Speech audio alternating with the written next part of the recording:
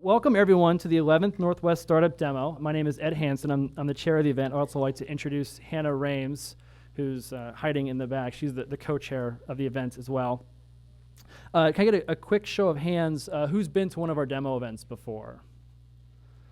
Okay, who's been to 2 of our demo events before? 5. Who's been to 5 demo events before? Nice. How many are you at? How many? You've been to all 11? That's impressive. I haven't even been to all 11. I've been. This is the 11th one. Yeah, that's okay. We've had 6 as we used to be part of the Venture Lab, and now we're our own program. We've had 6 as our own program. Anyway, I appreciate it. Thanks for coming again. So the sponsors tonight are Adobe and DLA Piper, and the event is put on in partnership with 6 area angel groups: the Alliance of Angels, Keiretsu Forum, the Puget Sound Venture Club, Seraph Capital, the Tacoma Angel Network, and the Zeno Society. And they really help put this event on, and I appreciate their partnership in this. And tonight, our judges, I'm gonna start with Kurt from Xconomy, and each judge is gonna have a chance to introduce themselves briefly before we continue. So Kurt, go ahead.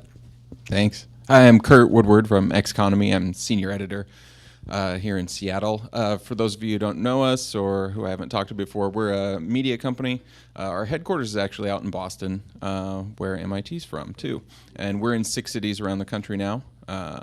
And we cover biotechnology, clean tech, high-tech entrepreneurship and innovation through stories that we do on our site. We throw events as well. So check us out. xconomy.com/Seattle is our homepage here.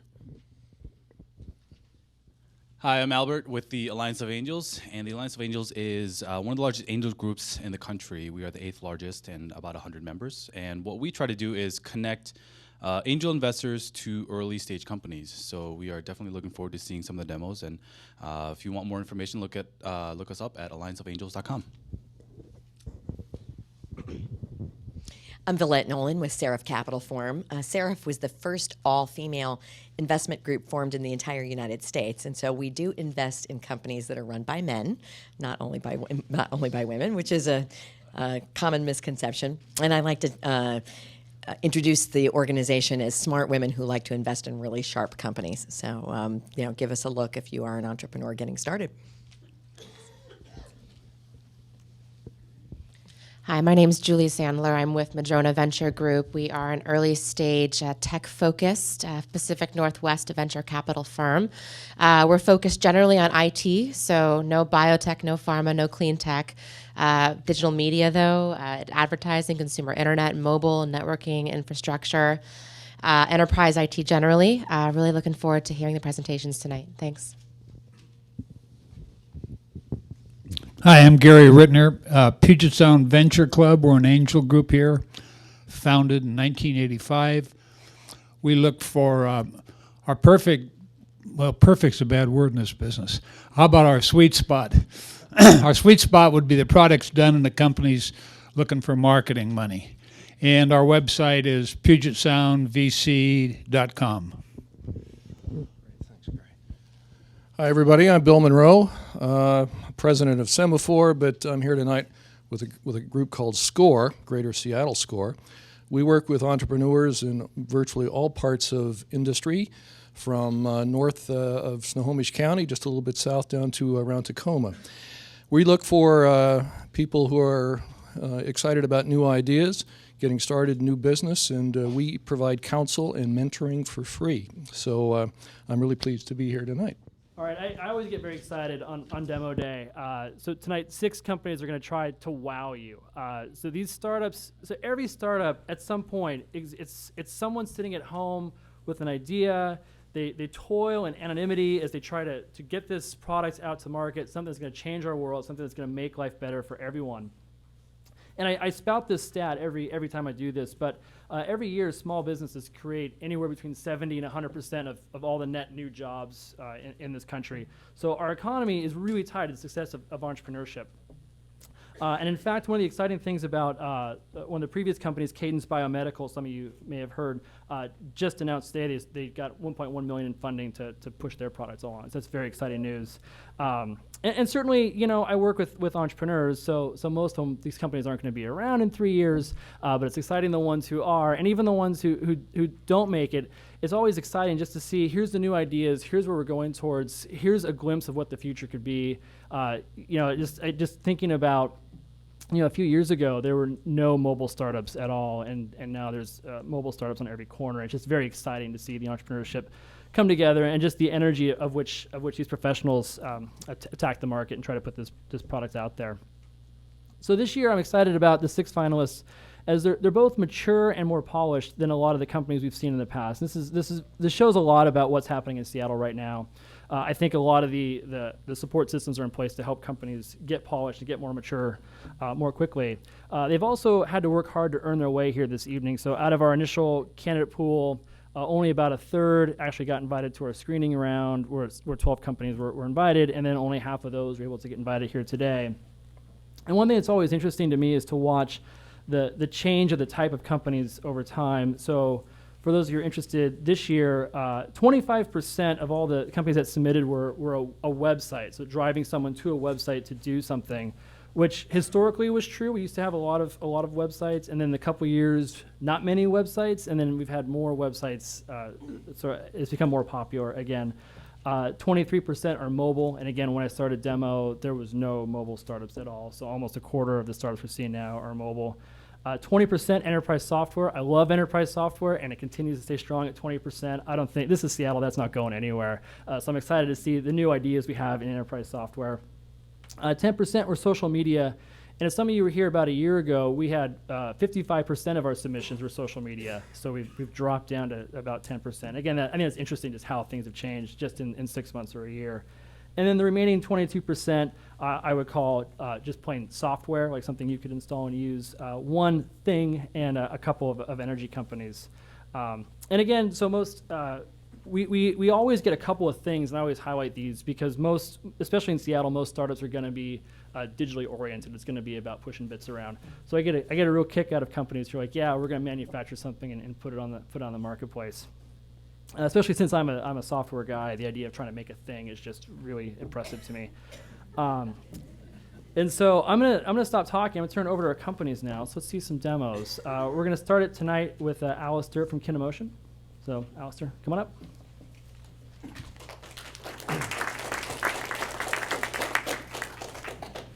All right. My name is Alistair Hurst. I am the CEO of KineMotion Health, and this is my co-founder and our CTO, Robert Ridehall. And we have been working in the game industry for the last 20 years, and we're now taking all that expertise and applying it to a new area. Robert and I have been working together for the last 16 years and have co-founded 3 companies. And this is our latest, KineMotion Health, which is going to change the world of physical therapy through gesture recognition. I'd like to tell you a little bit more about the market we're addressing. Physical therapy in the United States is worth $28 billion a year. It's made up of 215,000 physical therapists who work at 30,000 different locations, and they serve 18 million patients a year.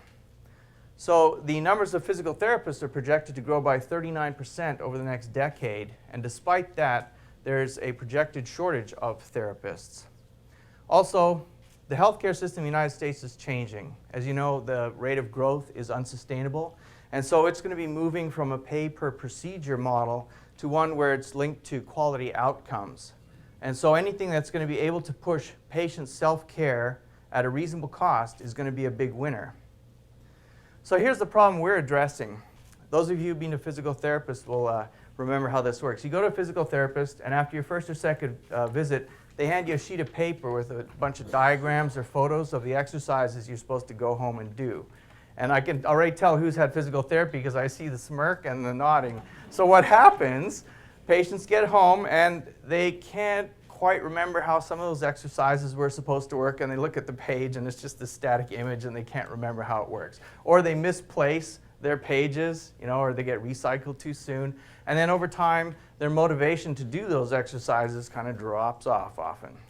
So we're going to show you how our solution works. Basically, we are leveraging the power of the Microsoft Kinect, which is a motion sensor that's available at a game-changing price point of $150 now. So you can see that the avatar on the right there is tracking Robert's motion as he moves around. So how this is working is there's two cameras. There's a regular RGB camera, which you can see on the bottom, and then on the top there's a depth sensor sending out all these little laser points. And it's taking that and then it's mapping skeletal points in space and then mapping them onto that model of the avatar. So that's basically what we're using. Okay, so we're going to go in and show you our exercises. So this is what the patient at home will be using. So the guy on the left here is our coach, and you can see he's demonstrating the exercises for the patient. Now, rather than just have that static piece of paper, we can show the exercise in full motion from a variety of camera angles. So it's really easy for the patient to see exactly how they're supposed to be doing their exercises. All right, we're going to start the exercises now. So we have a little countdown timer, and then you basically just follow along with the coach. You can see at the top there we keep track of how many you've done, so we keep count for you. And then after each time you do it, you get a score based on how well you're doing your exercise compared to the coach. So we're throwing in a little bit of gamification stuff in there to help keep patients motivated and engaged. And then once you've done your whole set, you get a final score for that set of exercises. So we're taking these things from games, and in the future we're going to create mini games for each of the exercises once we've reached MVP. So let me show you the next set of exercises, a few more features we have. This exercise, Robert needs to hold his hand out straight from his body, and there's a hold time in there for the stretch. So you'll notice that as he does his exercise, we put up a timer so the patient knows how long they need to hold that position.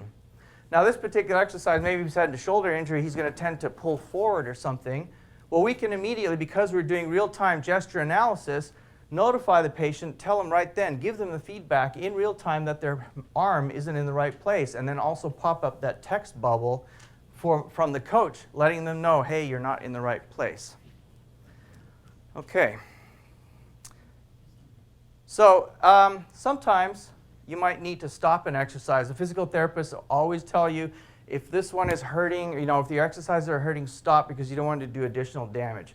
Or the phone might ring. So we have a bunch of ways that you can stop that. You can step out of the area there, and that'll stop the exercises going. You can use a voice command because this has voice recognition. You could say stop. And then it pops up this window. So if you have to go answer the door, you can come back, you can pick it up, you just hit continue. In this case, we're going to tell it hurts. And we're going to log that into all the history that we are keeping track of. So we're going to show you now the My Results page, which keeps track of all the patient's exercise history over time. So we keep track of things like their compliance. Have they been doing their exercises? When they do them, how well did they do? What is their score? And then the things like when it's stopping, for example, that's all logged. And all this information is crunched down as well and uploaded to the cloud and will be available for the physical therapist to review on your follow-up visits to the physical therapist. Also, if there's one exercise that's giving you a lot of trouble, we could optionally email the physical therapist so they can proactively adjust that exercise for you before you go into your next appointment.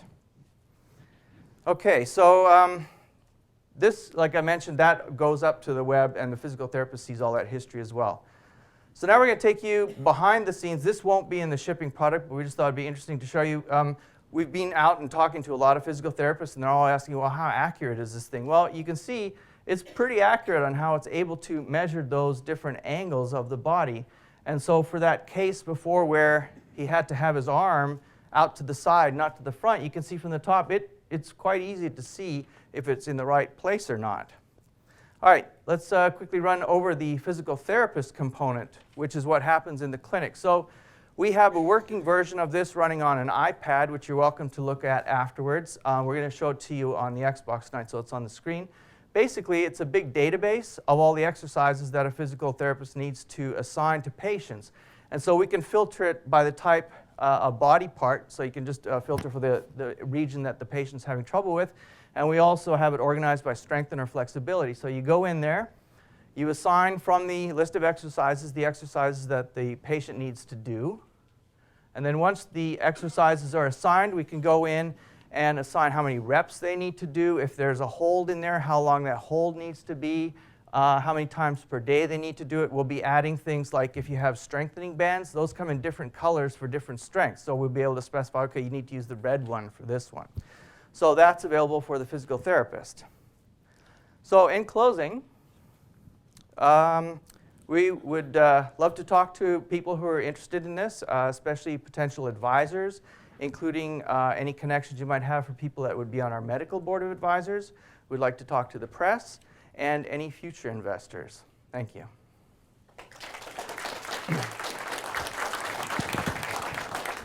All right, thank you. And we'll open it up to our judges for some questions.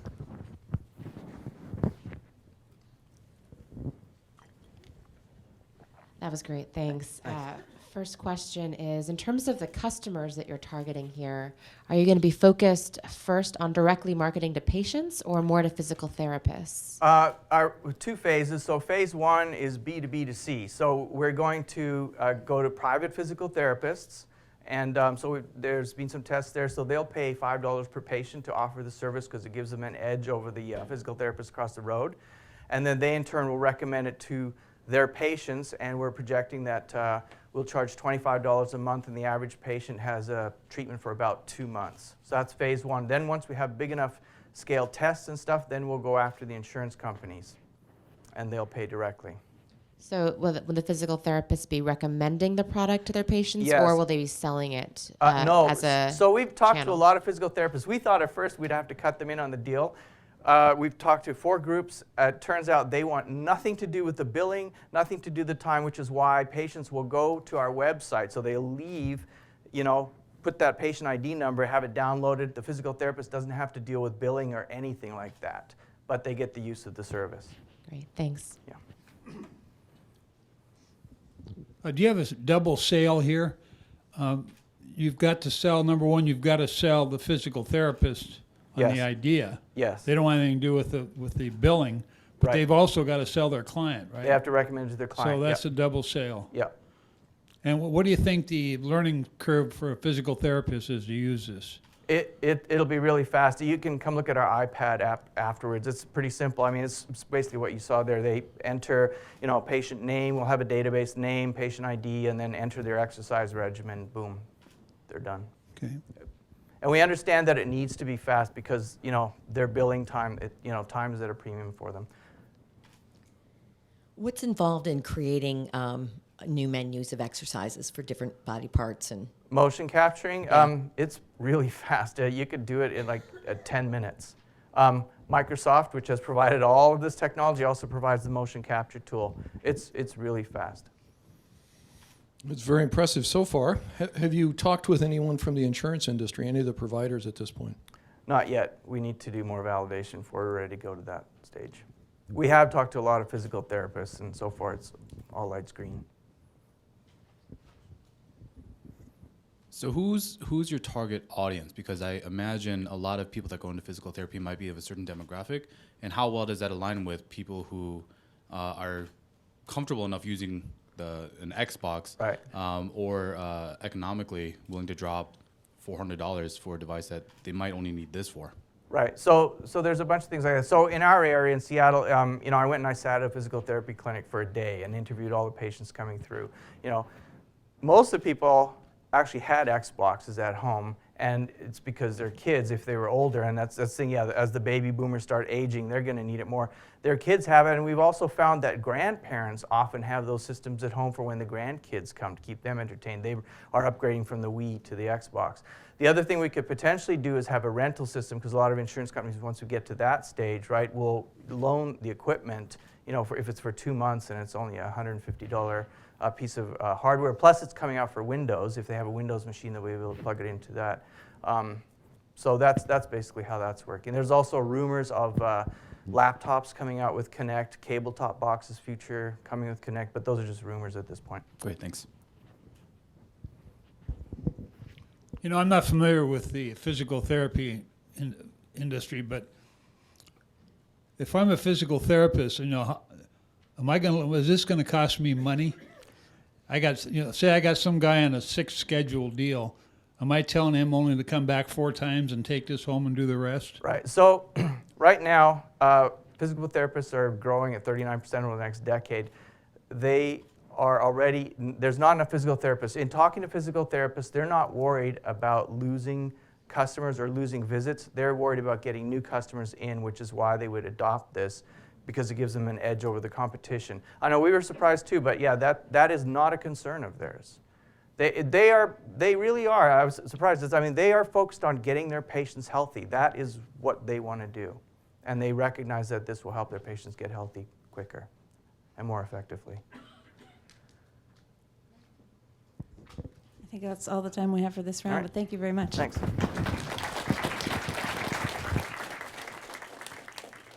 Our next presenter of the evening is going to be Napkin, and Jim, you're up. Hi, I'm Jim, CEO and co-founder of Napkin. Napkin started when I found myself coming home from networking events, conferences, tech fairs with stacks of business cards, and over time, this is what happens to them. I imagine you probably all have some collection like this at home. Now, I look at something like this and I see missed connections, missed opportunities. In any case, it's a pain in the neck to manage. Moreover, I don't really know what any one of these is doing for my business or my brand when I hand these out, whether it's generating referrals and interest or quietly sitting in someone else's collection.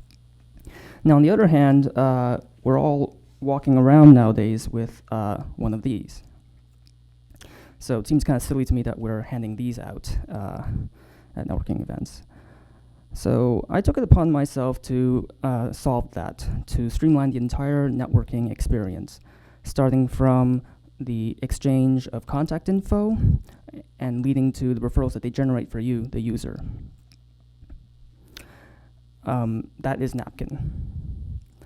Napkin is a web and mobile service that lets you create a business card on your phone and swap it quickly with other phones using QR codes. No typing involved, and it's fast. Napkin then lets you manage all of your contacts, and then it allows you to keep in touch with your contacts with a simple touch of a button. And best of all, Napkin lets you get referred and get notified in real time, all with a simple touch of a button. Now, to help me demonstrate this, and once I correct that little issue on the left there, I'm going to demonstrate Napkin by reenacting a typical meet and greet situation at a networking event. And to help me is my co-founder, Bill. I apologize for the slow frame rate on the left. I assure you that the experience on the actual device is quite fluid. Hi, I'm Bill. Hi, I'm Jim. How do you do? Good, good. Nice to see you here. Hmm? So, what can I help you with today? Or better yet, what are you looking for? Well, I work in software, and we've been looking for a web designer for a long time now. Someone who has experience in print design. Do you know anyone who? I actually do, and he's a good friend of mine. He does web design and he does some print too. Are you on Napkin? I am. Yeah. Oh, okay. So I'd like to have your Napkin card. Great. Yeah. Let's swap. All right.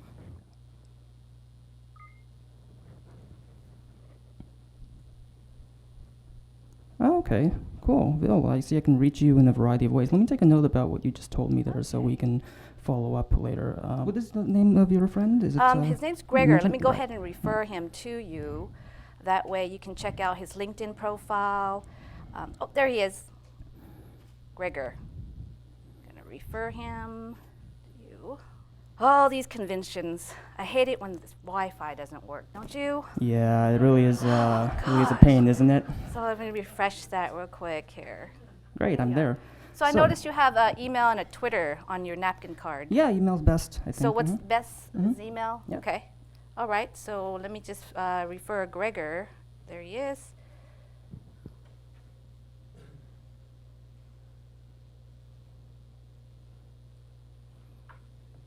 All right. Check out his LinkedIn profile and his wow. website and tell us what you think. And hopefully he'll be able to help you out. Okay, cool. Yeah, sure. I'll just take a quick peek right now, actually. Okay, Studio 5 Creative, done. Oh, I'm glad I ran into you. Thank you. Yeah, nice to meet you. Thank you. After the event, I might want to log in at home, and I might want to view all the contacts that I met at the previous evening. Well, I can do that with Napkin. I can sync all of my contacts both directly to my phone and have them be available across all of my devices. And so, for example, I could go home and I could pull up all of my contacts on Napkin. Here they're coming up one by one. And of course, I can refer to the notes I took. I don't have time to show you that quite yet, but there's Vil, as we just met. I can look at the reference you sent me, which was, let's see, Gregor. He's somewhere up there. And of course, I could reach out to them in a variety of ways. I can refer to notes, so what I just took on the screen there. And of course, importantly, we designed Napkin to be accessible to anyone. So even if you don't have a phone or you don't have an Android or iPhone, you can still print out our QR codes onto regular business cards, resumes, letters, what have you. And so in closing, we designed Napkin to allow for this fast swapping of cards. We designed it to be easy and simple to streamline the whole networking experience. That means that there's a lot of other cool things that we want to do. We want to take notes for you automatically.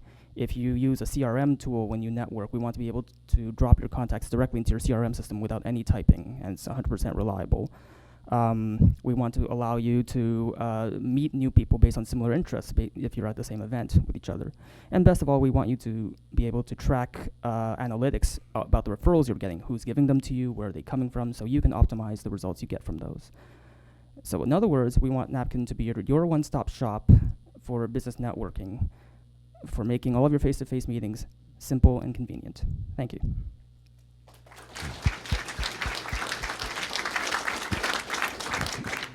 Thanks, Jim. Let's open it up to our judges now. Hi. So I have a question on the actual scanning, the interaction there. Mm-hmm. As she asked, are you on Napkin? If your answer was no, would that be the end of it? No, so I could use any generic scanner to scan her code, and that will take me to the mobile web page where I can create an account and have her Napkin card get added automatically to my new account. Okay, good. And then another one on QR codes. It's sometimes thought that those are kind of a way station on the way to NFC-enabled smartphones and stuff. Will you be able to port this over if that becomes a standard? Absolutely. It'll take probably a day or two. But basically, this started off as an NFC idea, and of course, we're a few years away from that. Sure. Sure. Thanks. The last time we saw you, you had 500 people using Napkin. I know you're having an event soon, or you just had it. Where are you at? Week. I'm sorry? Next week. Next week. Over on the east side. You are all cordially invited. And how many, at each event that you do, how many Napkin users do you pick up? Just from Seattle, we pick up on average anywhere between 20 and 50, depending on the event. We were just in New York, and that gave us easily 100 new users right there. Yeah. So contacts, I think for many individuals, are data points stored across numerous platforms. Mm-hmm. There's your phone, there's LinkedIn, there's also your personal email, work email. And with Napkin, it sounds like you're integrating a lot with a couple of those platforms. How do you think about where Napkin falls vis-a-vis my work Outlook contacts? Will it be a new platform that I need to perhaps import new contacts to, or can I import them to my Exchange server contacts, for instance? So right now we have that functionality built in that lets you export Napkin contacts into your Outlook or Gmail or what have you. The way we think about Napkin is really as a set of pointers to people's profiles. So you can have profiles on Facebook, LinkedIn, Instagram, what have you, right? And basically what we want to do is simply point people, to the right place when they're looking for you after a meeting. Yeah. Thank you. So what if you're at a conference, hundreds of people, let's assume a lot of them do have Napkin, and you run into a similar situation you had during the demo. The Wi-Fi network is overloaded, the 3G or 4G networks are struggling, they're really slow, or, the system crashes. How does it work in an offline environment? So actually, we had this exact problem in New York. There was no Wi-Fi at all, even though they said we should have some. In about a week, we're actually going to release a version of Napkin that is connectionless. So even within the absence of 3G Wi-Fi, you can still scan each other's codes, and basically when you regain connection, it'll sync up. All right. Thanks, judges. Thanks, Jim. Our next presenter is Scott with SERPs.com. My name is Scott Krager, and I'm the co-founder of SERPs.com. SERPs is online software that solves the trust issue in SEO. Online software that solves the massive, massive trust issue that exists in the SEO space today. What Yelp has done for restaurants and what Uber is doing for taxis, we want to do for SEO. SEO, if you're not familiar, search engine optimization, it's the art and science of attracting traffic to your website from Google and Bing. Yahoo died, I don't know where it went. So I'll just give a quick example if you're still a little unclear about what I'm talking about. When you search for something in Google, you can add here and ads here, right? So our tool is for the rest of the page, where 80% of the users click, right? Everybody clicks on ads, Google makes billions, that's great. There's still 80% of a massive, massive market that's out there that is terrible. It's a terrible market. It's fragmented, it's hard to measure, and we want to solve that. Last 15 months have been terrible for the SEO industry. Google has rolled out more updates in the last year and a half than they did previous 7 years almost. Massive, massive change in this industry in the last 15 months. And SEOs are scared. They're scared because the tactics that worked in the past don't work anymore. And if you do them today, you're going to lose clients. And you may have a website now, and you might want to think about asking, what have you been doing to my website? Because you may have a ticking time bomb there that you don't even realize. That's the issue that we're trying to solve with SERPs. So let me get into the app and show you what we've got so far.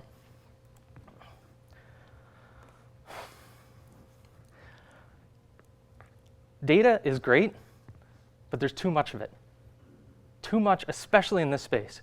You can't just win with data. It has to be more than that. Software has to do more than just say, here's the numbers. It has to give you insights, and that's hard to do. That's what we're trying to do with SERPs. It's not just what happened, but what was expected. It's not just how many links you have, it's how many you have month over month, right? It's not just about the data, it's about performance and comparisons.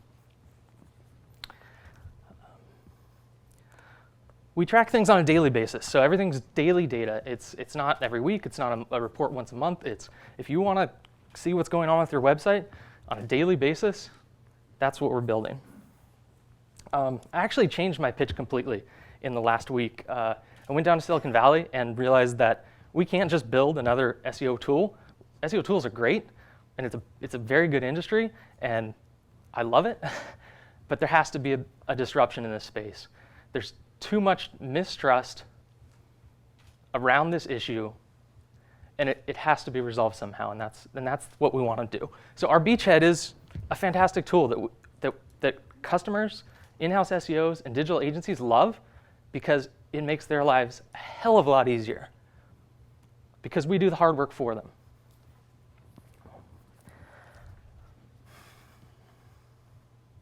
It's visual. You can see correlations. We pull in data from Yahoo, Twitter, Google, pretty much anything. We pull it in and try to give you some visual analysis of what's going on with your site. You can run correlation tests to see what's actually working. Did you change something? What was the result of that change? And let's be honest, this is kind of ugly now. So here's what's coming, and it'll be out in a couple weeks. And everybody loves this because they'll be able to white label it, and it's freaking killer. So I'll just leave that there.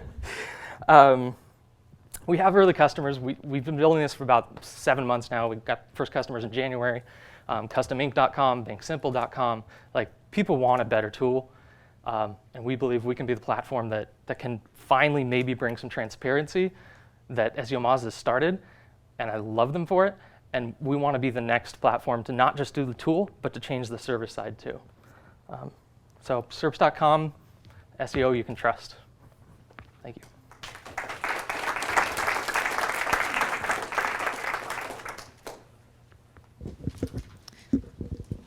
All right, you beat me to it. Here you go. Questions from judges.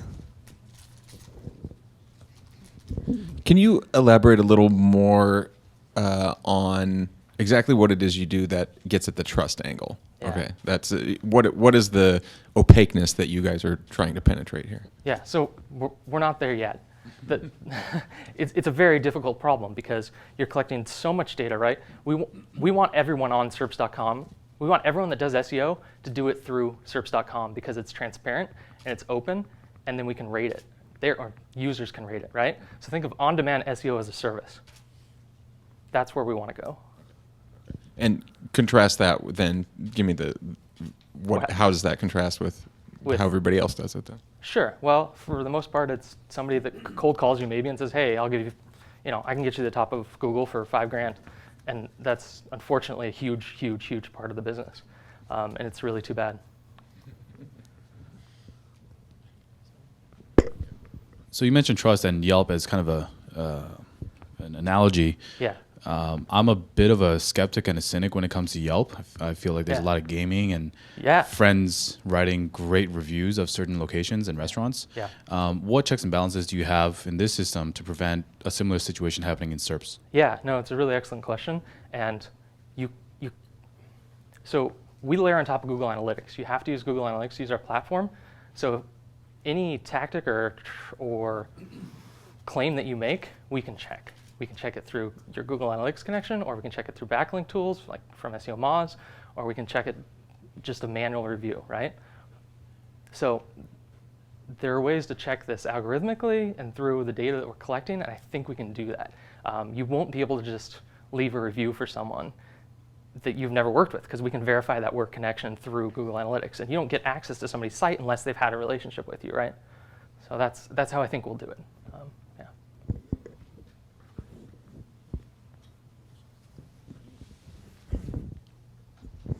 So let me ask a marketing question here.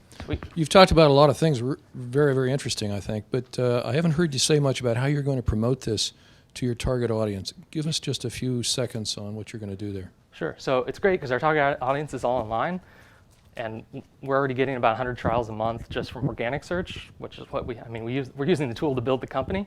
But I mean, we can really dial down on per cost acquisition. Once we get that to a reasonable level, it's not there yet because we're not converting our trials at a level yet that we want.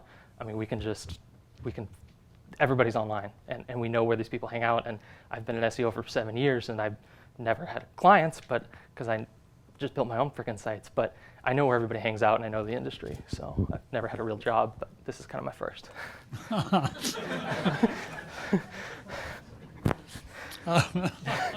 Sorry, I did work at Blockbuster, so it's not. No, that's not a real job either. But sorry. So what's your revenue model? Yeah, so it's a monthly subscription. Our average subscription price is about $102 a month, but plans start at $18 a month. So it's a no-brainer to get started for people that want to try it out. You don't have to put in a credit card. You can just connect and get going. Setup takes about 3 minutes. So.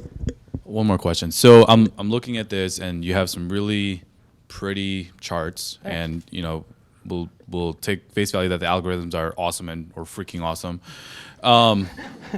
As let's say I'm director of online marketing and advertising. Sure. How is this actionable for me and my team? What can I take away from this chart to make my SEO better or improve a certain metric? Sure. Let me actually go back, and I'm going to show you something. So this is SERPs.com. About a couple months, about 6 weeks ago, I can travel. We got into the Portland Seed Fund here, right? And we got a few links. People wrote about it, and that was kind of cool. But as you can see, our ranking for SERPs finally got off of the second page and actually, up into the first page. So you can track from an event. Like if you make a change and you want to see did that change actually affect my traffic and my rankings, that's what the test feature is for. So we change over time, a change in keyword referrals, ranking in Google, and organic traffic to the particular URL. So these are all the metrics that in-house marketers care about and competitive marketers care about tracking. And we just kind of do the heavy lifting part for you, so you don't have to build a giant spreadsheet, because we tried and it's really not fun. So I hope did that answer your question? Okay, so I think on the prior screenshot you had Facebook likes, tweets, etc. Yeah. What are you doing? Explain how you're leveraging the data that you get from those systems? Yeah, so on your most important pages, we track the number of Facebook likes, tweets, Google Plus ones, and shares to those pages. So if you think that social media is impacting your rankings, and you can chart that. Now, granted, we don't have a whole lot of love, but oh no, 0 plus ones. But we do track that. So plus one us, I don't know.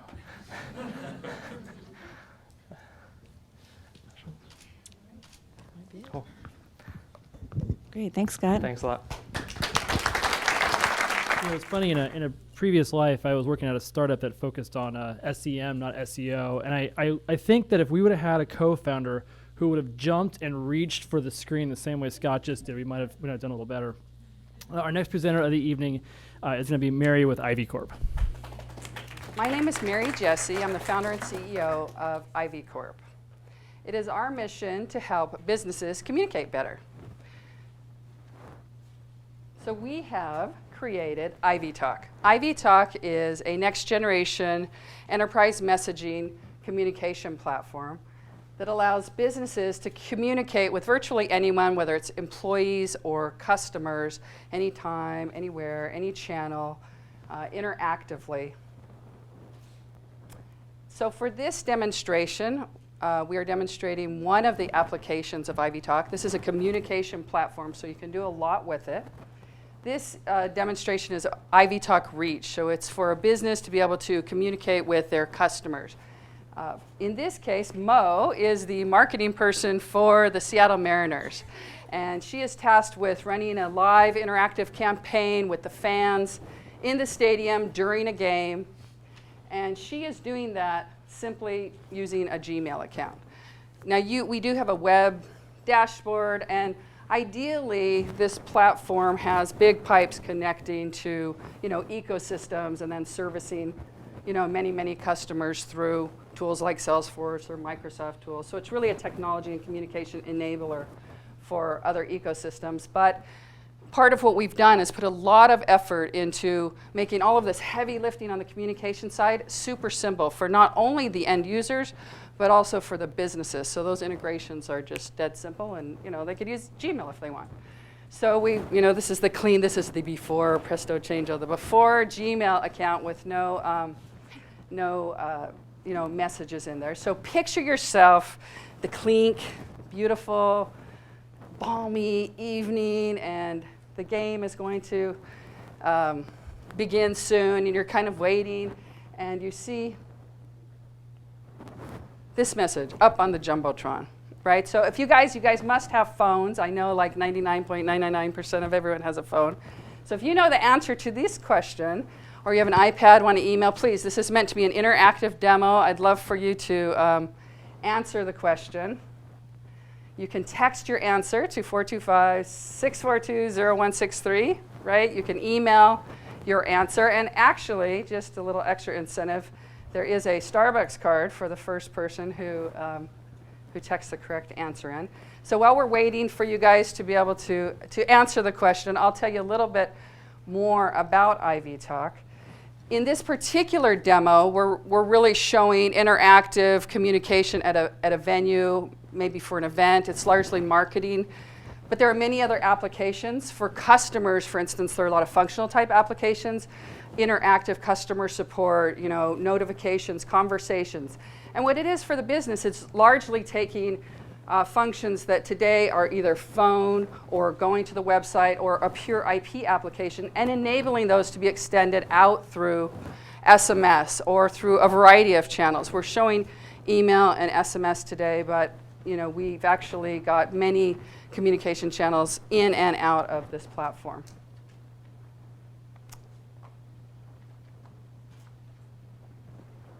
So we have a few people have, let's see, we've got a variety of text and email, and Mo clicked really quickly, but you can see, we'll take the first person that texted or put in the right answer, and the right answer was actually Ichiro, 2004, 372. It was a long time ago. I thought, wow, 8 years, we need a great season.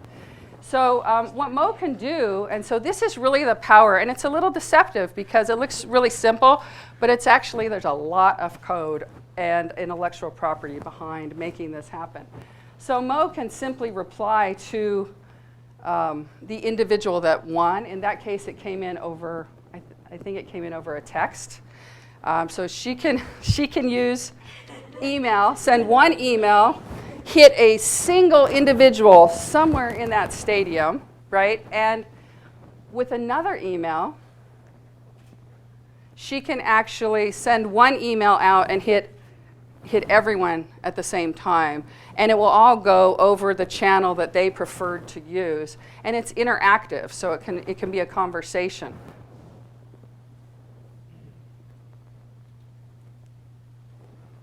You can tell Mo's an engineer as opposed to a marketing person. Yay, you won! Congratulations! Pretty exciting. So now you might be sitting there thinking, you know, I've been to stadiums, I watch American Idol, they put a phone number up and I can text my answer, so why is this any different than those systems? So I'm going to give you 3 reasons why Ivy Talk is really, truly unique and incredible, actually. So one is the sheer simplicity. The complexity of what's happening on the back end to make it so simple is actually very, very hard. So while I'm talking, Mo's going to go to ivytalk.com, log into her account, and I'm not going to go through the details, but you can watch as she sets up, account, creates a group. Anyone in this audience can go to ivytalk.com, get a free product, buy a product, set up their groups, be communicating, never talk to us, and do that in minutes. It's incredibly powerful. So the second point, the second real differentiator is that this is truly multi-channel, integrated multi-channel communication. When you see the texting campaigns, American Idol, or at the stadiums, that's an SMS tool, and they use it purely for SMS. They probably have an email marketing tool, maybe a mobile app, and they're all different systems. This is truly integrated multi-channel communication where you end up with a single multi-channel database to connect out to your customers or your employees. And the third point I'd like to make is that it is conversational. So this is two-way, live, real-time, conversational communication. If you answer 1 or 2, vote on, the texting systems today will allow a very simple response. It'll allow maybe an acknowledgement. You can continue to converse 1-to-1, 1-to-many, many-to-many. There are many, many different applications with this system. So there really is no other platform on the planet that allows you to do what Ivy Talk can do. And today, mobile is changing everything again. It's a huge transformation that we're sort of just at the beginning of, truly, with 4G, the mobile internet. Web 3.0 really is this explosion of mobile. And Ivy Talk is here to help businesses get there. So thank you very, very much. Appreciate it. And if you have any questions, I'd love to answer those.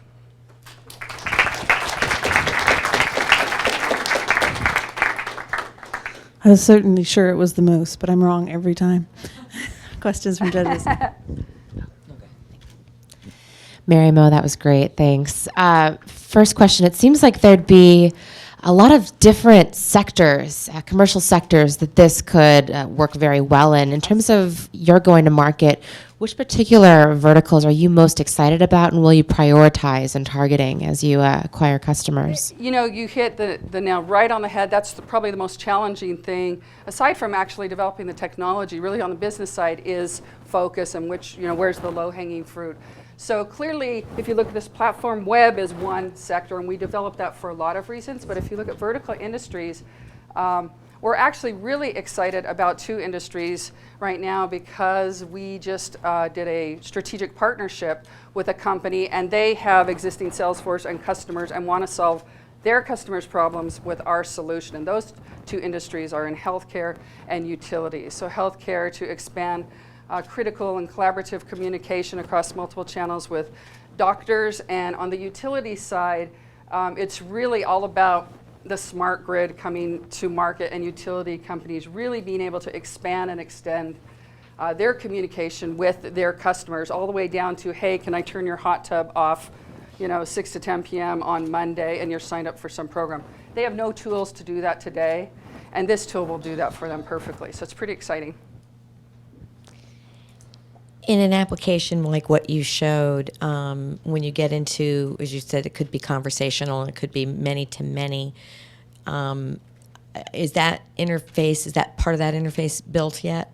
Yeah, everything that I described is in production, and we have a very sophisticated, very experienced engineering team. The many-to-many is not something that we demonstrated here, one-to-many and one-to-one. Many-to-many is actually a chat, yeah, I was collaborative going to chat, ask. and that can be done in a private group, in a public group, subgroups. I mean, Okay, all of so that it's going to is built look like in production. that kind of an interface where you've got. That was where I was going. Yeah, it's with the pretty question exciting. is- That's really quite, a lot of people are very interested in that, because what you can do is you can have a real-time collaboration where one person's on a feature phone, even somewhere else in the world, someone else is on email, someone else is using a mobile app, and they can all have a conversation. So, all of the other collaboration tools are really, you have to be within the ecosystem for the most part. And is that this allows the ecosystem, people in different ecosystems to communicate. So it's pretty exciting, actually.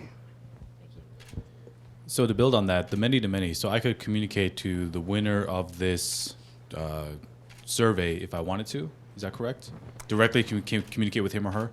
She did that, actually. No, could I, as someone in the audience, directly communicate to the winner? Not in this case, because a business doesn't necessarily want, they want to be able to control this. This is really an enterprise carrier grade type of service, and what It's you're not truly many-to-many then. Let me finish this. So what you're able to do is you're able to set up the communication for the particular purpose, the businesses that they desire. So you could set up a collaborative group and you configure it, drop down chat, you select chat instead of dispatch. So that's one of the parameters that you set when you're setting up the group. We have found, for chat groups, typically you wouldn't do it with 20,000 people in a stadium, though. Sure. They're typically smaller collaborative teams. But So in that case, is for the many-to-many, that's just my curiosity. Is it meant to be just an internal tool or an external tool? Both, because you can imagine brands having some major issues, like McDonald's, as an example, set up a Twitter, and where they were trying to promote something, and instead people just started ranting on McDonald's, and they shut that Twitter account pretty quickly. So I'm just kind of trying to figure out what that environment looks like So for the you. many-to-many, for the most part, is within private groups, so collaboration among teams, or, we use it, we use it constantly. It's amazing. You couldn't, I wouldn't want to have it not be used anymore. And that's for the most part. IT groups, they have a contingency chat channel because they're debugging something on their network. The situation you described, though, is a great one to talk about, because we really fit in between this situation where they've got their call center, or they've got, a website that customers can go and complain. And, it's not that easy. It's much easier to go to Twitter and just these guys, but it's a public forum, right? And so what this allows you to do is to connect in a private way with those customers without having to force them to your website. So it allows you the privacy that Twitter doesn't allow, but it allows you the convenience that, that social networks allow. So that's a great application. So I've got, I guess, two questions, and I'll try to make them brief. So just to follow up on what you were talking about, do you see a need here for, or a potential application for this in the customer service area?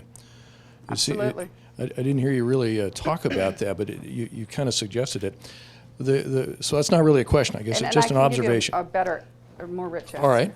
And the second thing is exactly then how, if this is an enterprise tool, I've seen a lot of other uses potentially, how do you plan to monetize this?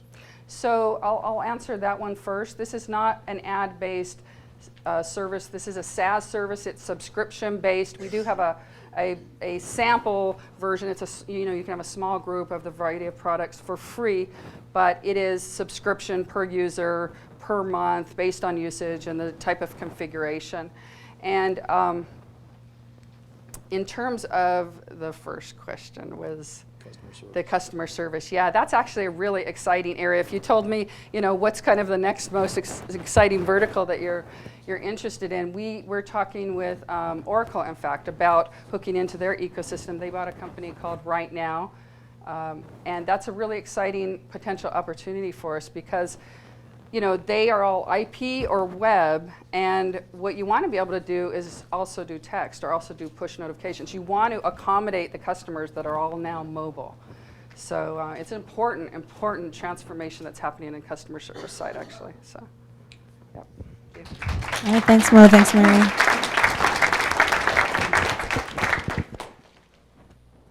All right, every time I see this demo, I always text in the answer, which I'm convinced is right, and it would have been right in 1995. So I think maybe my wife is right when she says I never actually left the 90s. Our next presenter this evening is Rob with Glyph. Hi, my name is Rob Benegali. I'm CEO and co-founder of Glyph. Glyph is a digital identity platform that uses privacy and security at its very core. So what does it allow you to do? You can store your personal information in Glyph, and you can know that it's encrypted. And you can choose what information you share with whom. So in a particular context, you may not want to share all the information about yourself, but you might need to communicate with them. So the demo we're going to show tonight is a pretty prime example, which is on Craigslist. So who's bought or sold something on Craigslist in the last 2 months? So a good portion of the audience here. It's common that on Craigslist you often have to put your first name or your phone number or your email address. And after the first exchange, you've revealed quite a bit about yourself. So we're going to show you how you can use Glyph tonight to conduct a Craigslist transaction without sharing any personal information. So we'll go ahead and get started. I've got a team member in the audience, a plant, if you will. His name is Joachim. He's right here. He's going to act as the buyer, and I'll be the seller. And for the purpose of this demonstration, my name is Erica, just so you know. OK. The ad that Joachim's going to come across, he's in the market for an iPhone, and he searches Craigslist. And he sees this ad. So it says, this person's selling their old iPhone 4, and it's got a box and a charger. It's got iOS 5.1 on it. Contact me for further details. If the ad's still up, it's still available. So standard Craigslist ad, as you'd expect it. But then you look for the contact information, because he's interested in actually buying this thing, and doesn't have his phone number. So this is the set of symbols. You might wonder what's going on there. This is a unique name set that we've devised, and it's a global name set. So instead of a username made out of letters and numbers, which you're very familiar with in choosing any email address you've scored, we use a set of symbols we call artifacts. So we have a set of 20 of these artifacts. You pick out 3 to 5 of these. They become your unique identity. Okay? This allows you to not share anything about yourself, but you can kind of project a little bit about your personality when you choose this. So it's kind of fun. We find that people kind of see this as a personal Rorschach. Okay? So in this sense, Joachim comes across the ad, and he sees he's got a dice on here. So he's going to download the Glyph app from the Apple App Store. And this is available today. You can download this right now. We also have an Android client you can download as well. And he's going to go ahead and start by claiming a Glyph. So this is the first thing you do when you join the Glyph service. And you can see there's 20 artifacts to choose from. And he's going to try this ****. Now, we've got a kind of a slow network connection, so you're going to have to bear with us. But you can see this Glyph's already taken. Somebody was in on this already. You guys are too late for that cool Glyph. So he's going to go for another one. So moon, ice cream, bicycle somehow reflects Joachim's personality. I don't know how that is, but I bet if you asked him, he could explain it. So he'll hit go. And he's got to insert his email and password in order to get started. So he'll do that. I think you might add a dot on your email address there, Joachim. OK, there we go. So once he's signed in, he's presented with this screen. And on the screen, he's got a chance to enter some of his personal information. Now, we call personal information about yourself facets. And the idea is, you're made up of a lot of different pieces of information. You're represented on a lot of different networks. And when you meet someone, you may share your Facebook with them, or you may share your LinkedIn with them, but you're not going to do both necessarily in that particular meeting. So we allow you right now to enter only some very basic information. And you can see he's put in his first name and his phone number. And he's got a choice on the right on what he wants to make public. So you don't have to put everything public. You can actually stay very, very private with Glyph. And that's a central tenet of what we do, is protecting people's privacy. So in this sense, he's going to choose nothing. He's not going to put any information public. And he's going to save it. So he's presented with this initial screen. And he wants to get right to this app. I mean, he had to download this app. He entered his information. I really want that iPhone. So he's going to go to search. And he's going to put in that dice for that person that's selling the iPhone. And he's going to go and look. Now, he can see this Glyph view. This person's not sharing any facets. So this person's protected their identity pretty well. They've kept all their information quite private. But he's going to request a connection, because he knows what he wants. And he got a chance to put in a tag and a personal intro. The tag is kind of context for himself, so he can remember, because he might not get any information from this person. He's going to need to remember what this person's about. So he'll put in, I'm interested in the iPhone, in his intro there.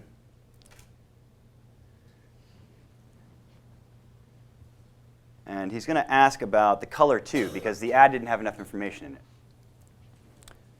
So I'm going to come online. real quick before he does that. Let me just hop on.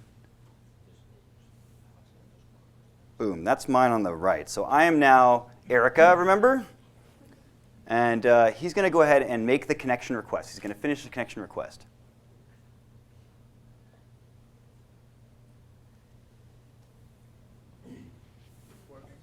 Great. Yeah, we got a little slow internet down here.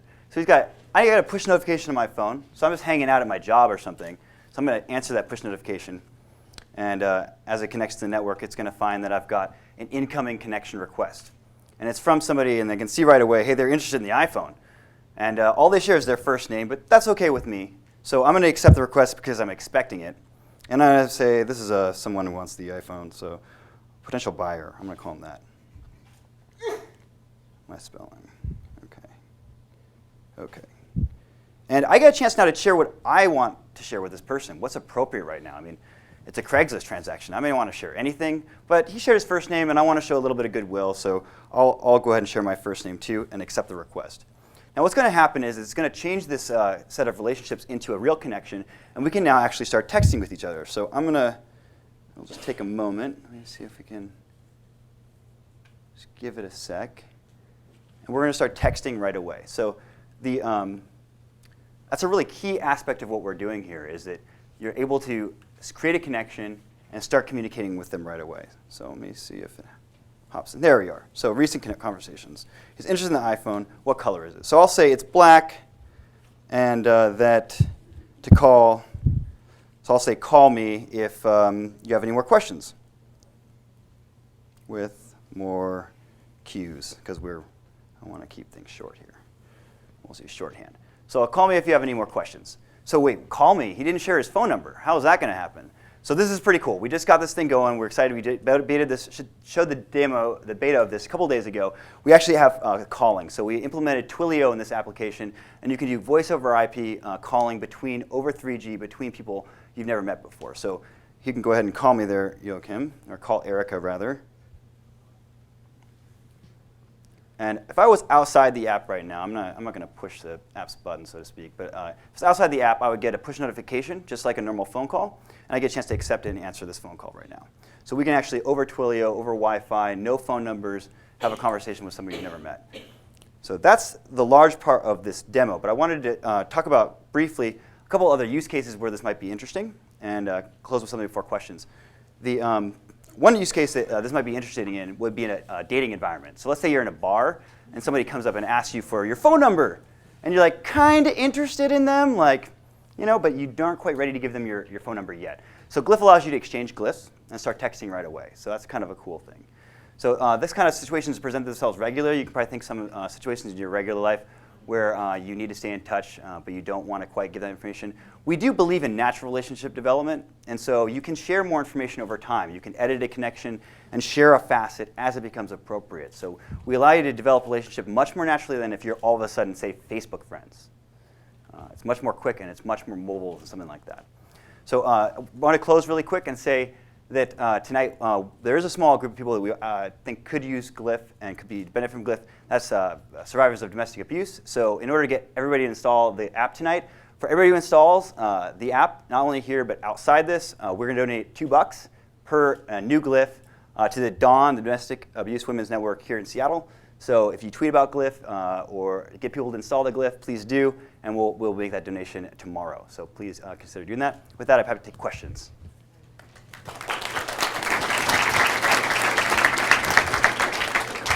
First question. I missed this. So what do I see on my phone if you're contacting me? What does it say on who's calling? Oh, it'll say the tag that you put in for the person. So that's what the tag reference is for, in that you may not know any information about them, but you might have some context that you kind of put. Like in that sense, I knew the inbound connection was somebody on Craigslist because they had identified themselves as such. Okay. And if I hadn't known, I could have said, reject the request. I don't know who this person is. All right. That was great, Rob. Thanks. So my question relates to the sort of like the two sides of the same coin, privacy and trust. So it seems right here you're focused on addressing this sort of emerging trend of pseudonymity and helping encourage better access to privacy in transacting. The flip side of that, though, is if I'm someone looking at that Craigslist ad and I don't see a name or a number, I just see a glyph, it's almost borderline ominous. So in terms of encouraging trust among consumers, what kind of actions can you take to help kind of overcome that innate hurdle in what you're doing? That's a good point. I think one thing that we can do is it's somewhat up to the person who's trying to make the connection to establish right up front, hey, I'm the real thing. I'm actually interested in communicating with you. In this case, we only shared the first name, so that's not very much information. But if you really wanted to promote trust, you could say share also your Twitter handle or some additional piece of information, say even your LinkedIn. So it's not necessarily only for really mistrustful relationships. It's meant to be for relationships that just have very specific context to them. As far as trust in this anonymous relationship, what we have in our roadmap is to actually implement trust guidelines into it, so layer trust on. So let's say you completed a transaction successfully, we'll allow you to rate that glyph. And we may not say this person said that this person is trustworthy, but we will reflect that there's a certain trust count that's benefited from the previous transactions. So we're not there yet. We got to start with really polishing these communication tools, but we definitely believe in adding a trust layer to glyph connections. Great, thanks. You're welcome. You've given the use case of being on a Craigslist or some other sort of advertisement. I mean, dating's another application. Beyond those, where else do you see this getting used? Sure. The communication tools we've created are largely free. So the texting is cross-platform, Android to iPhone. We got VoIP going. It's not released yet. We're about 30 days out from doing a full release on VoIP. But these tools, I think, will be valuable for anyone. So, for instance, teenagers often are on family plans. And they have their minutes and phone numbers that they're calling tracked. So it may be that they've got people that they want to talk to in their network they really don't want surveillance on.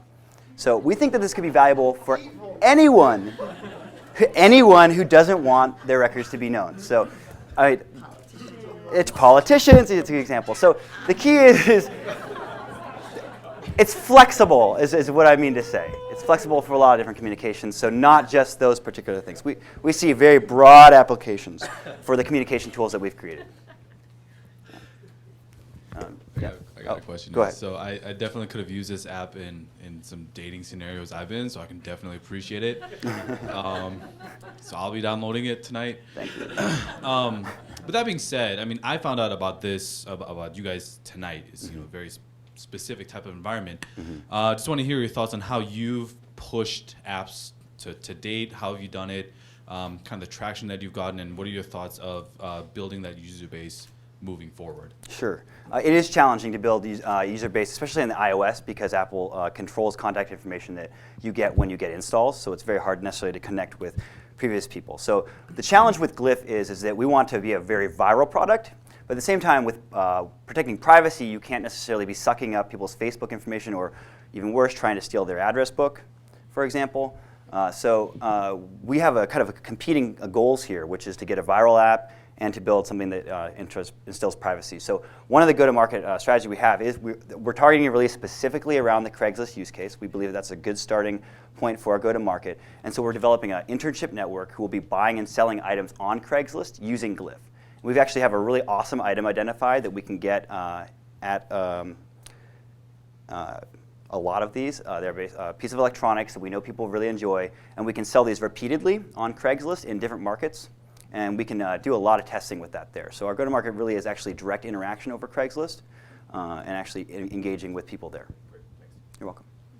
So what is the possible monetization for this? The app download is free. I mean, do you integrate with payments sometime in the future, or what? I mean, how do you make money on this? Absolutely, that's a great question. Thank you for asking it. In the near term, making money is a situation of really being able to monetize the communication tools that we've built, specifically voice over IP. So voice over IP we think is a very valuable thing. You can save your minutes. You can do it over Wi-Fi. You can do it on iPod Touch. We really believe in that. We believe that in combining the communication tool of voice over IP with the privacy that we've created, we've got a real value offering that's greater than, say, Skype or Viber. And so what we could do is actually allow, say, 300 minutes a month on Glyph-to-Glyph calls, and then you can buy up 300 more using a native in-app purchase on Android or iPhone. That's a short-term monetization, and it's just a way to show that we can get traction and people actually value the tools we're creating. But in the long term, what we're really doing here is creating a database of personal and private information. And while you saw phone numbers and names and stuff like that right now, what we really want to get at is that license plate numbers, your driver's license number, your social security number. We encrypt every piece of data before it hits the database, which is totally unusual in the internet space right now. All data is encrypted using the user's personal and private password, and all shared information is encrypted using public-private keys that are generated when the accounts are created. So if our database is hacked and stolen, it's useless because it's protected with AES 256 encryption. So you may say, okay, then how do you monetize that private data that you've collected? The answer to that question is we put the power in the user's hands to actually make money off their own personal information. The way it happens today is you subscribe to Rolling Stone, and Rolling Stone will sell your information to some data broker, and then it goes out all over the place. So we believe that personal private information like your home address and your phone number is actually very valuable, and the companies will be willing to offer discounts in order to get access to that. So what we'd like to do at scale is allow a company like Zipcar to say, hey, Zipcar, we've got 100,000 users who have validated first name, last name, home address, email, and phone number. These are the minimum things you need on your web form.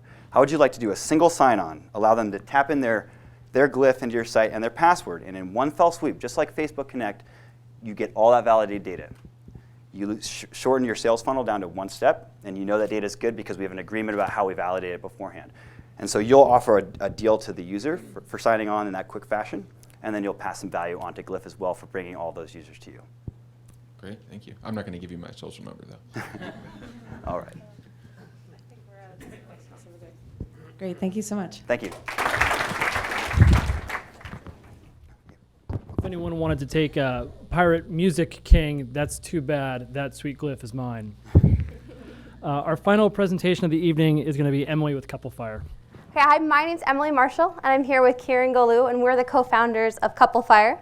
Couple Fire is like Facebook with privacy, just for couples. So out there right now, there's this giant gap. There's hundreds of sites to help you find a date.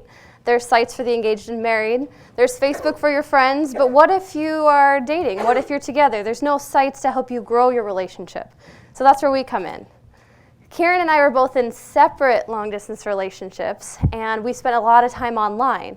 But there was really nothing to make that experience fun. There's Skype, there's chat, there's text, it's all over the place. We wanted one place that had privacy, that was all in one place, and that was fun. So that's why we created Couple Fire. So I'm going to run you through an example of one of our couples, Taylor and Travis. Travis is in the Army. So Taylor lives at Fort Lewis, and he's deployed in Afghanistan. He's been gone for about 9 months, and as you can imagine, it sucks to be apart. So sign-on's really easy, so I'm going to skip that part. Basically, Taylor signed in first, invited Travis, and while she was waiting for him to join her, she could already start creating boards. So basically what we do is we're the past. We help you reminisce about the past and enjoy memories together. We're the present, daily ramblings, things that you're working on together, thinking about together. And we're the future, a place to put your dreams or plan things that you want to do. So let's start with the past. In order to feel connected, Taylor and Travis have posted a lot of pictures from their engagement, from their wedding, times when they were together, so that when they're apart, they can feel happier. They can feel more connected. So it's really easy to post things. You can just type in right here, click on the little photo icon, select your image. This one's one of my favorites because they're pretty dang cute. Type in a little note, look how cute we are, and hit post. The nice thing is even when Travis is really far away, they're on different time zones, they can still connect at any time, and she doesn't feel quite so lonely all by herself over at Fort Lewis. You can also post notes. You could just straight type in here, I really miss you, add a post. Or you can type in a link, a lot like Facebook. So the other one is just so they know what's kind of going on in their daily life. So they call this their daily ramblings board. And as you can imagine, Travis doesn't have a lot he can talk about, right? He can talk about sand, not too exciting. So these are some things that throughout the day, if they see an article or a quote or something, they can post that here, and then have something to talk about when they finally do get to talk. What we found when we talked to a lot of our couples is they just want to see pictures of each other. They want to feel part of each other's lives. So you can see here that Taylor just posted looks like she took it on Skype and posted it up there. And one of the things that we also like to do is we have this community section so that they can get inspiration from other people. So this might look a little familiar, like a place with a P, but what's different about us is that it's all about couples. Every single thing on here is just focused around couples. So this is one of my favorites. If Taylor wants to make him smile, she can add this to her board. She can hit the little plus button, love this, post to her ramblings board, and now it's there. What's nice about this is that there's also there's conversation starters, there's inspiration, there's date ideas. Because how do you have a date when you're apart? Well, there's some ideas on here of how to have virtual dates or items that they can send each other. So you'll see, a surprising amount of couples actually buy things like diamond rings if they're apart. How do you pick? We help with that. So the other thing they're doing is Taylor and Travis, they didn't really get to go on a honeymoon. It's kind of sad. So one of the things they're doing to feel closer is they're planning their honeymoon for when he gets back. They're calling it honeymoon number 2. So they find things online that they like. They can clip them however they want to do. Here it looks like they want to go to Disneyland. And we have this great little web clipper. So you just drag this, you click on the post-it button, just drag it to your bookmark right there, and then go to any site. So Taylor's been looking at this Expedia site, 60% off Cancun, pretty sweet. Click the post-it button, and let's go with, this one looks pretty relaxing. So she'll click on that, add it to her honeymoon board. Let's go here, voila, click post, and it's there. Go to the new content, and now it's on our board, so they can share that. So you can see kind of the monetization model in the background is we can send leads to Expedia, all the gift buying. Couples spend a lot of money on each other. I mean, let me tell you, I'm sure you all can agree with that. So that's how it works. And then some of the things that we found in the future that couples have been wanting is they actually want an automatic gift buying service. Travis has to mail something 3 weeks in advance for it to get here in time for Taylor's birthday or for Valentine's Day. So if he can be reminded and recommended certain items, he's really excited about that. So when we polled users and potential users, that was something that really rang high in the service they wanted. And we were excited about that because obviously we can monetize that. Another thing they're really interested in is alert me when my partner's online. Sounds silly, right? But then Taylor could actually do the laundry or be in the other room and not miss when Travis is online. She can actually get a text, hop online, not miss him, and that was the other really big thing. So where are we at today? Well, we launched our site on Valentine's Day. Pretty sweet, aw. And we've been very slowly growing our user base.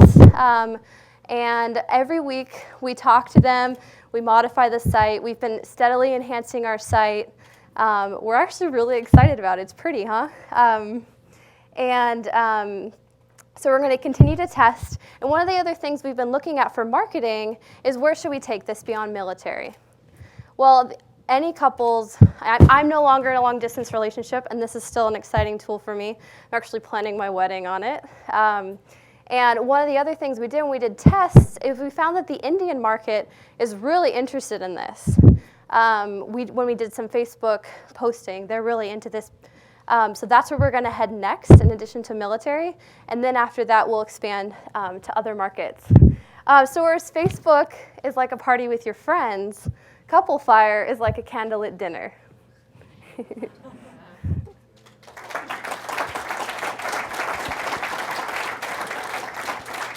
Thanks, Emily. Time for some questions? Sure.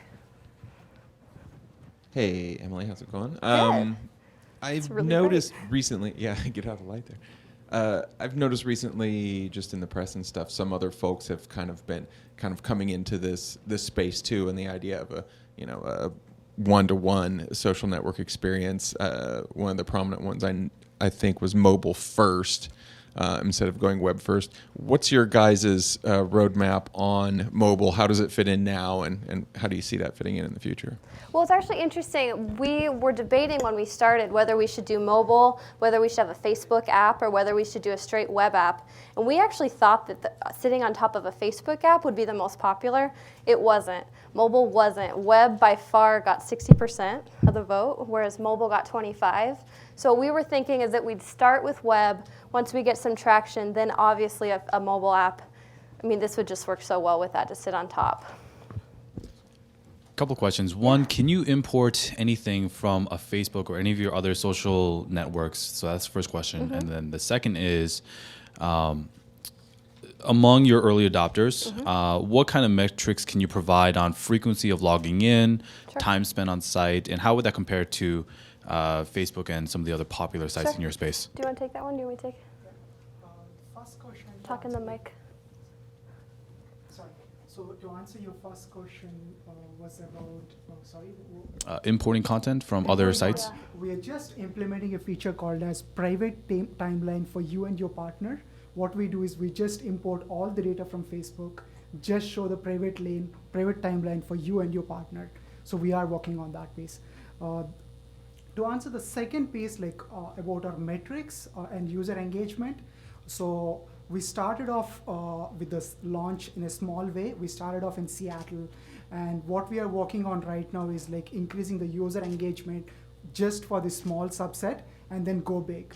So our user engagement metrics are not so great, but they really like the product, and what we are working on next is what keeps them engaged and then coming back to the site. So that's what we are working on right now. We have about 100 that just love us. So we're focused on those 100, and then we've gradually been adding more features and adding more people, and then we'll actually start doing marketing. So anecdotally, among the 100 that Yeah. really love the site and are really engaged, about how much time do they spend in the site per session? Sure. Just ballpark. Do you have the Roughly number walls? 2.5 minutes. 2.5 minutes? All right, great, thanks.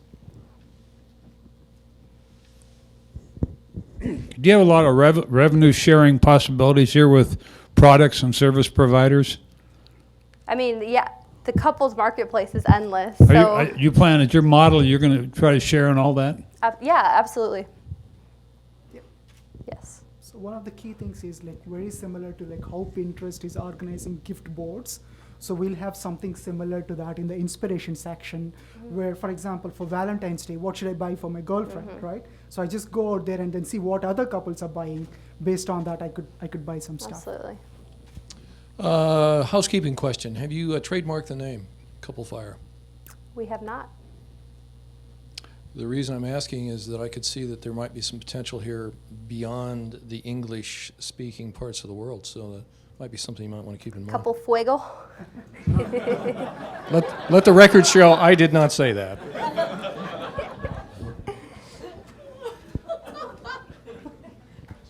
Thank you, guys. I like the image of a soldier coming in from the sand for a candlelit dinner. And I'll bet you if you were nice to Emily, she'd show you pictures of her own planning for her honeymoon. So now the official presentations are over. So what's going to happen is all the judges are going to come with me. We're going to go into the judges' room to deliberate on who's going to walk away with the big prize tonight. And while that's going on, we're going to ask all 6 entrepreneurs to come up here to the front, and our super volunteer Michael is going to walk around with the microphone, and we can open up questions to the audience. So if all the presenters could come up here to the front, and then you guys start thinking about your questions, and we'll be back in a few minutes to announce the winner. So I could probably ask this of all of you, but since Emily, you were last, I'll ask you first. But so I'm kind of curious to know how you got started with this idea and how you actually got in contact with maybe the software or the developers, because I struggle with having a lot of ideas, but trying to find out what to do from there. Yeah. So I'm kind of curious to know what your story is. So we actually started at Startup Weekend, and there was a third founder, and it was his idea. And the original name was Snuggle Cloud. And I didn't come up with it, he did. And since I was in a long distance relationship and he had this great tool that I wanted, I got really excited about it.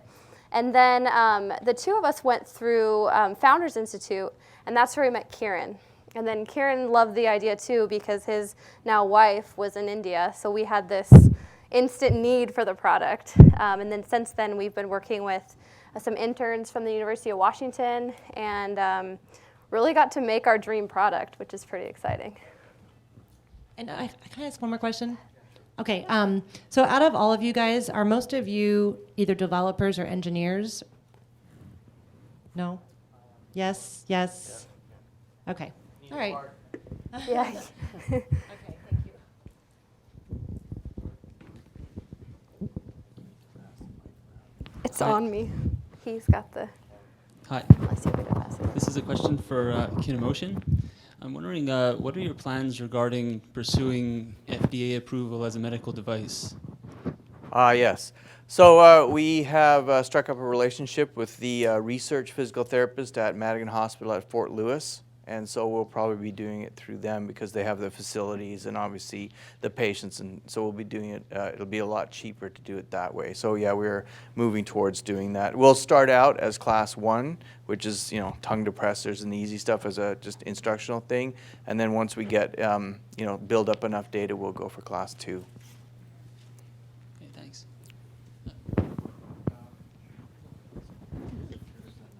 I like Napkin, but I was curious to what happened to Bump? Bump was sort of a very similar idea. It kind of seemed to get a little bit of traction a few years ago, and then I just downloaded the latest one, just curious to see what it was doing. But do you have any perspective on that?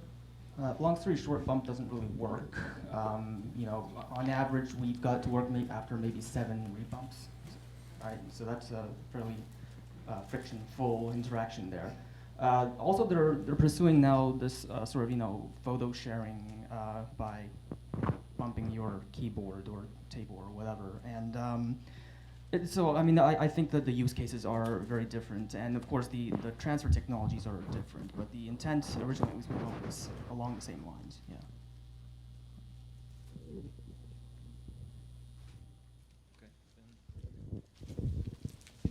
Any more questions?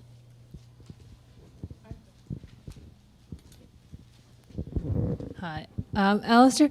So when you're looking at the different business models that you are examining for your company, what do you think is going to help you sell your product the most easily to the patients? Well, we definitely have to sell into physical therapists too, so it's B2B to C. And so, it's convincing them that it's going to help their patients get better sooner. And then once we get a big enough sample of enough people using it and we can prove that it's, increasing engagement and people are getting healthier quicker, then we go after the insurance companies, and that's when the big money comes in.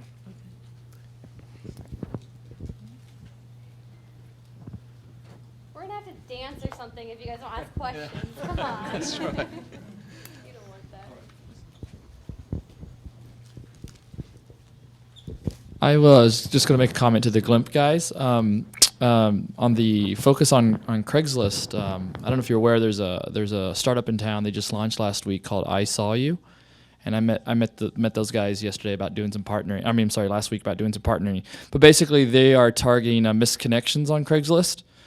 So they've created like a real-time version of that. So you're in a club and I see you, do you see me type thing. And so they were actually having a conversation around how can they start to slowly, yep, I see you and I kind of like you, and start to give them more and more information.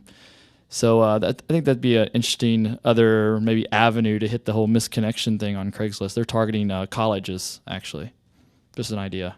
Thanks for that feedback. I'll just respond to that. Is it one other option would be integrate with them. So no, absolutely, yeah. And something that we've been looking at is the idea to do, it's called relying parties, or the idea that you could log into a website with your glyph instead of a Facebook.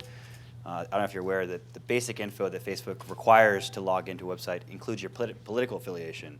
So there's no smaller amount of information you can transfer when you connect a website with your Facebook than something that includes your first name, last name, friends list, and your political connection. So with Glyph, we could say you connect and you get only a small bit. So the idea would be to try and go after sites that don't require all that information. This might be one of them.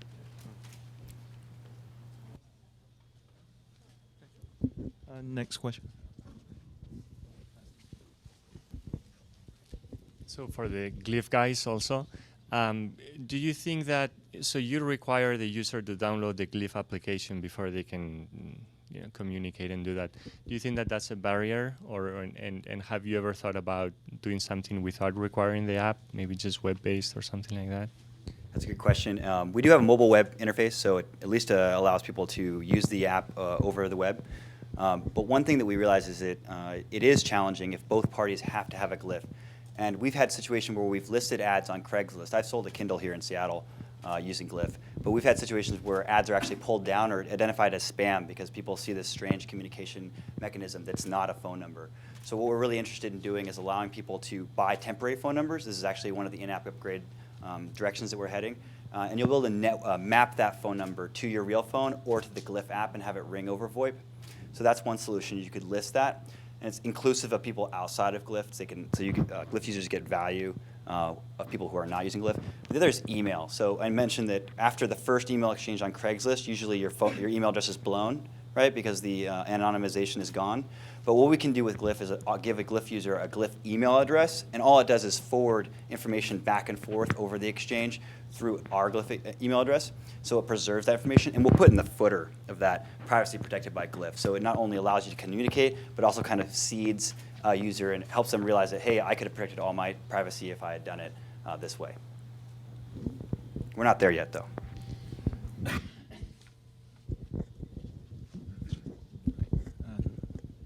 Next. This is for Mary at Ivy Talk. Mary, tell us a little bit, can you hear me, about some of the markets where you're getting success traction now that you like, and some of the ones you're not getting that you want, that you think would really help drive adoption and recognition.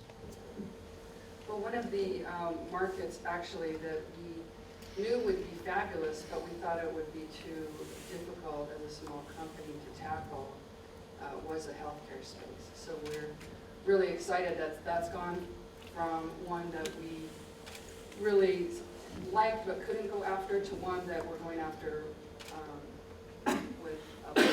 So that's really exciting.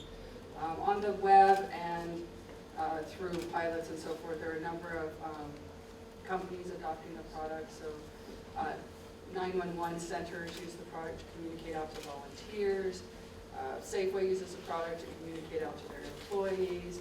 I mean, there's some really exciting applications. The one that we demonstrated here, we just launched recently, so we've got some pilots with this. Texas State Aquarium uses this particular product to communicate with people coming through their venue during the day and then follow up afterwards.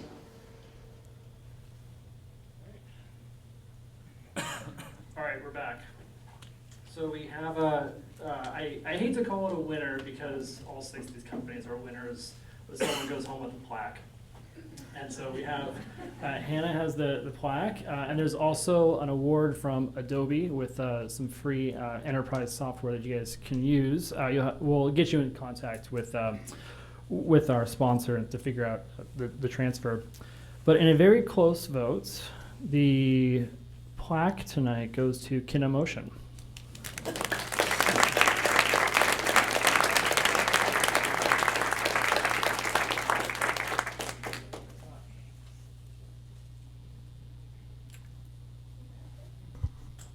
All right, thank you very much, everyone. That's it for this evening. Feel free to grab any food and mingle, and thanks again for a great evening.